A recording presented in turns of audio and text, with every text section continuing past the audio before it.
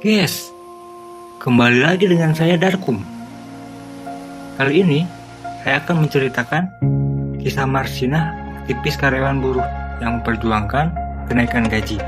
Guys, sebelum menonton jangan lupa untuk subscribe, like, komen, dan jangan lupa juga aktifkan tanda loncengnya agar Darkum lebih semangat lagi untuk membuat video lebih menarik lagi. Yuk lanjut guys, gas, masuk guys.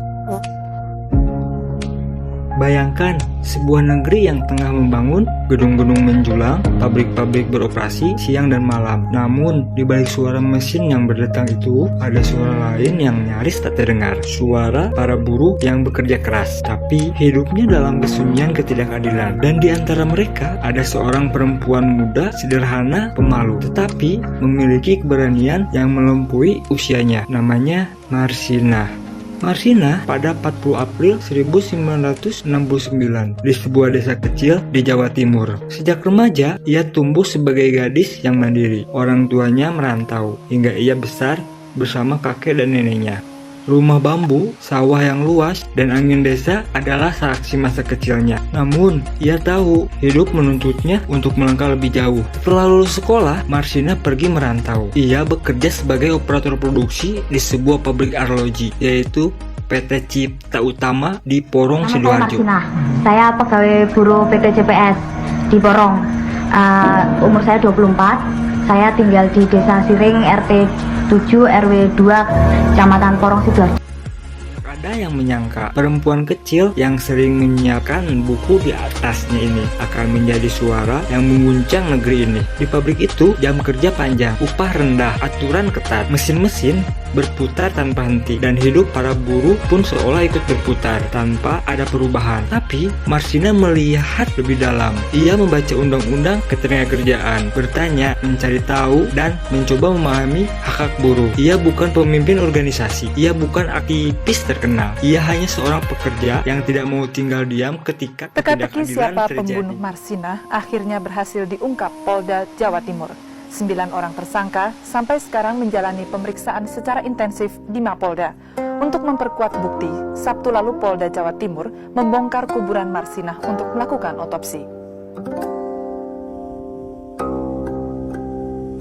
Kuburan Marsinah yang terletak di Desa Nglundo, Kecamatan Sukomoro, Nganjuk, kembali menarik perhatian warga waktu pembongkaran hari Sabtu lalu. Hal itu terpaksa dilakukan Polda Jatim untuk otopsi. Meskipun sebelum dikuburkan dulu, jenazah Marsinah juga sudah diotopsi pihak Rumah Sakit Nganjuk. Dengan terbongkarnya kasus pembunuhan Marsinah tersebut, banyak pihak merasakan puas dengan hasil yang sudah dilakukan aparat keamanan, termasuk keluarga Marsinah sendiri. Hal itu diungkapkan ke wartawan minggu kemarin di rumah Marsinah.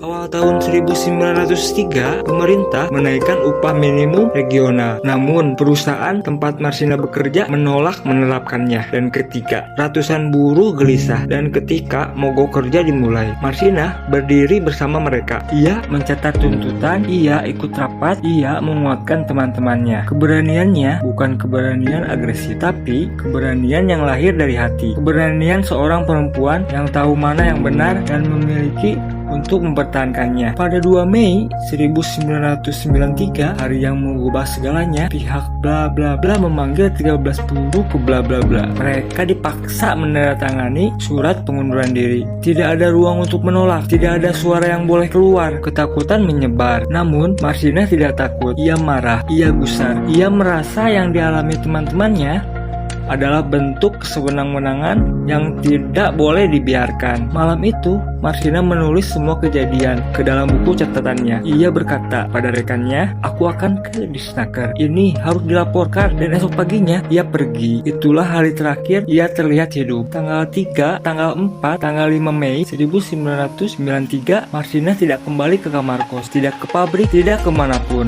Teman-temannya mulai resah, mengirim pesan, mencari ke rumah sakit, menunggu kabar. Namun, Marsinah hilang. seperti ditelan kegelapan. Pada tanggal 8 Mei 1993 di sebuah gubuk sawah di Nganjuk, seorang petani menemukan tubuh seorang perempuan muda. Tubuh itu penuh luka-luka, luka lebam, patah, bekas cekikan. Dialah Marsinah.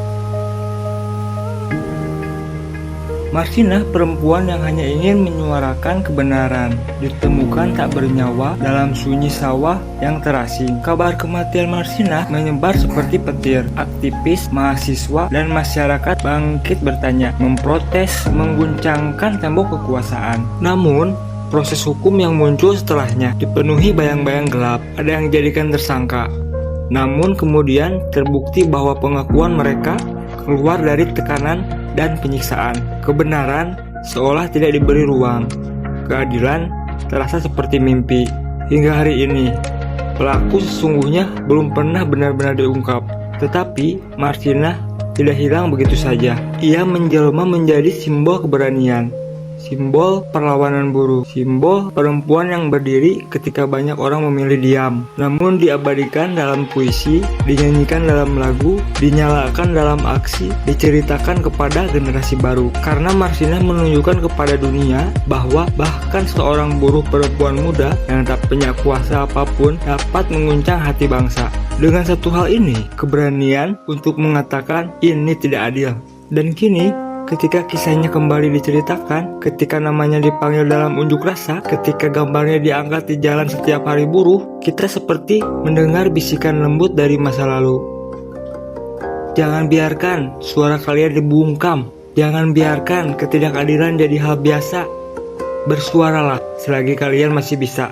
Marsinah telah tiada, namun semangatnya telah hidup. Ia ada dalam setiap perjuangan buruh yang menuntut upah layak, dalam setiap pekerja yang menolak diperlukan sewenang-wenang, dalam setiap hati yang percaya bahwa keberanian harus diperjuangkan. Inilah kisah seorang perempuan biasa yang menjadi luar biasa. Kisah yang mengajarkan kita bahwa keberanian tidak selalu lahir dari kekuatan, tetapi dari ketulusan dan keyakinan pada keadilan. Inilah warisan abadi Marsinah.